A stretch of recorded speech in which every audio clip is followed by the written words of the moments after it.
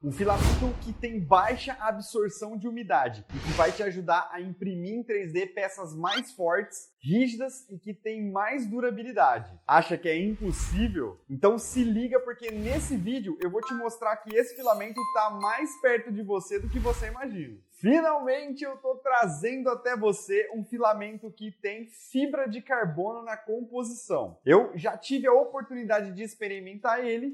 Eu tenho certeza que você também vai adorar. Eu estou falando do filamento PET CF15, que a 3D Prime enviou para que eu pudesse testar. Esse filamento tem como base o PET, mas sem a adição do glicol, que dá o nome do famoso filamento PETG. Portanto, esse filamento é, na verdade, do tipo PET, mas com uma composição que inclui 15% de fibra de carbono. Isso faz dele um material super resistente e, acredite ou não, é mais fácil de usar do que você imagina. E embora o filamento PET CF15 seja frequentemente usado na engenharia e prototipagem devido à sua resistência e rigidez, ele também tem diversas outras aplicações possíveis fora desses campos, como por exemplo ferramentas e equipamentos domésticos, aeromodelismo, automodelismo, entre outros. E como eu sei que esse filamento é uma novidade para muitas pessoas, eu abri uma caixinha de perguntas lá no meu Instagram para que você pudesse enviar sua dúvida sobre esse filamento. E para responder essas perguntas, eu quero convidar o Anderson da 3D Prime, que é o responsável por esse filamento. Olá, tudo bem? Anderson da 3D Prime aqui. É um prazer estar com vocês aqui, no canal 3D Geek Show. Estou disponível aí para responder as perguntas aí que foram solicitadas. Vamos lá. Muito obrigado pela presença, Anderson. E a primeira pergunta que o pessoal fez foi: qual que é a principal vantagem desse material? Uma das vantagens dele é que ele não absorve grande umidade, um material super resistente, por exemplo, a materiais químicos, a solventes, produtos químicos, assim como o próprio PET, e resulta em um material resistente para diversas aplicações. E o pessoal também quer saber se ele é mais leve que o filamento PLA. Não, ele não é mais leve que o PLA. Ele tem a densidade um pouquinho maior do que o PLA. Para vocês terem ideia de comparação, o PLA, a densidade é 1,24 gramas por centímetro cúbico. O PET, esse PET com fibra, ele fica com 1,4. Então ele é um pouquinho mais pesado. E se eu usar esse filamento nas minhas impressões 3D? Ele aumenta a resistência em algum aspecto? Bom, vamos lá. A principal característica do PET é ter boa resistência química, resistência à absorção de impacto, e associado à fibra de carbono, inclusive esse material ele possui 15% de fibra de carbono, e a fibra de carbono tem uma alta resistência à tração e resistência mecânica. Então, associado ao PET, ele vai criar uma fusão entre essas resistências e criar um material extremamente forte, por exemplo, à tração.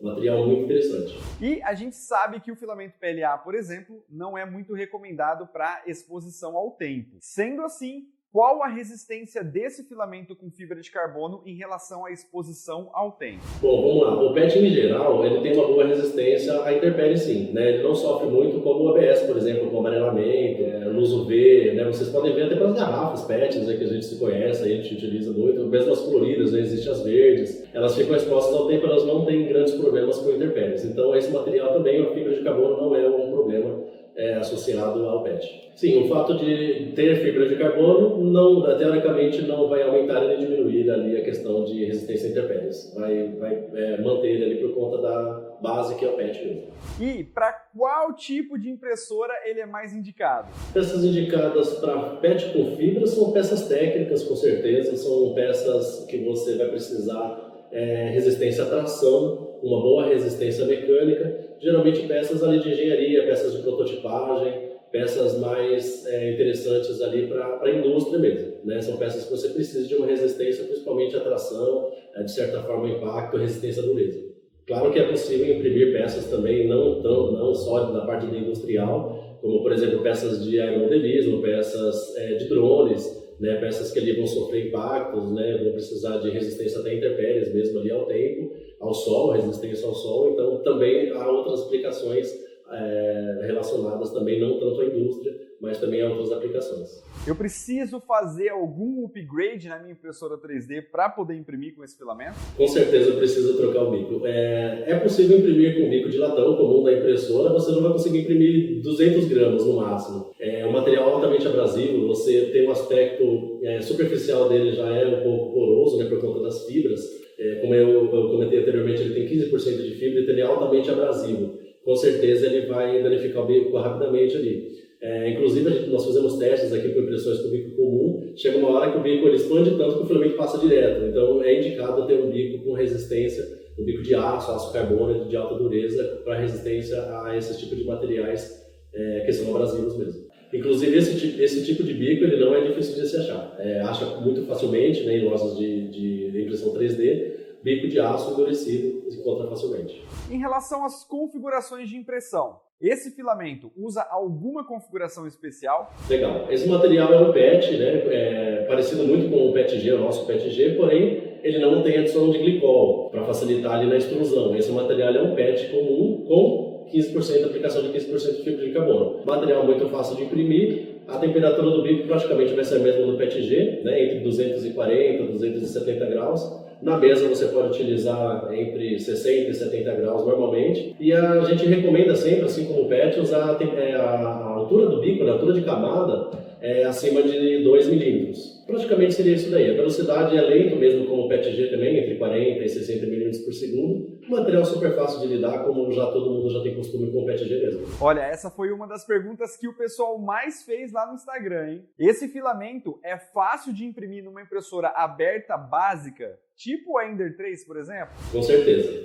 Dá para se imprimir e é possível imprimir facilmente uma impressora básica, aberta, normalmente, com ar-condicionado ligado, assim como o PLA, assim como o PETG mesmo, né? Ele tem uma boa aderência na mesa, não tem grandes dificuldades e é totalmente possível. A gente sabe que alguns materiais sofrem bastante com o empenamento, que é quando a impressão 3D dá uma leve entortada. O PET CF15 também sofre com empenamento? Não, super tranquilo.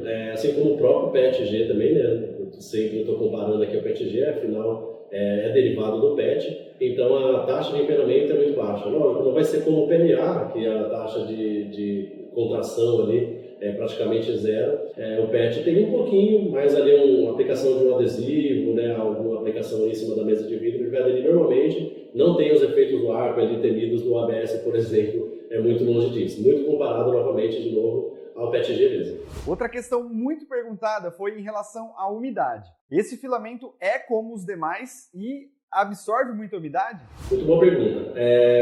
Em comparado com o ABS, por exemplo, a taxa de umidade, de absorção de umidade é muito baixa. Para efeito de comparação, para vocês terem ideia, esse PET, né, esse PET fibra de carbono, ele absorve em média de 0,3%. E o ABS é quase 1%. Então, para vocês terem, não sei se vocês tinham esse tipo de noção, mas o ABS ali com quase 1% já dá todo aquele estrago na hora de imprimir, com aquela pipocando, né, saindo aquelas bolhas lá que acaba atrapalhando uma peça. O PET com fibra de carbono, assim como o PETG, a taxa de absorção de umidade é muito baixa.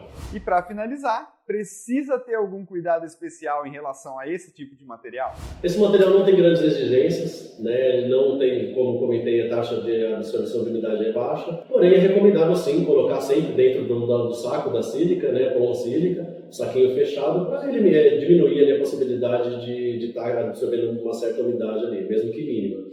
Durante a impressora, durante a impressão é super tranquilo, só tem que tomar um pouco de cuidado. Esse material, por conta da fibra, ele é um pouco quebradiço, então não se espantem, por exemplo, na dobra, ele quebrar, né, um pouco mais fácil do que o próprio PLA, que tem uma dureza maior.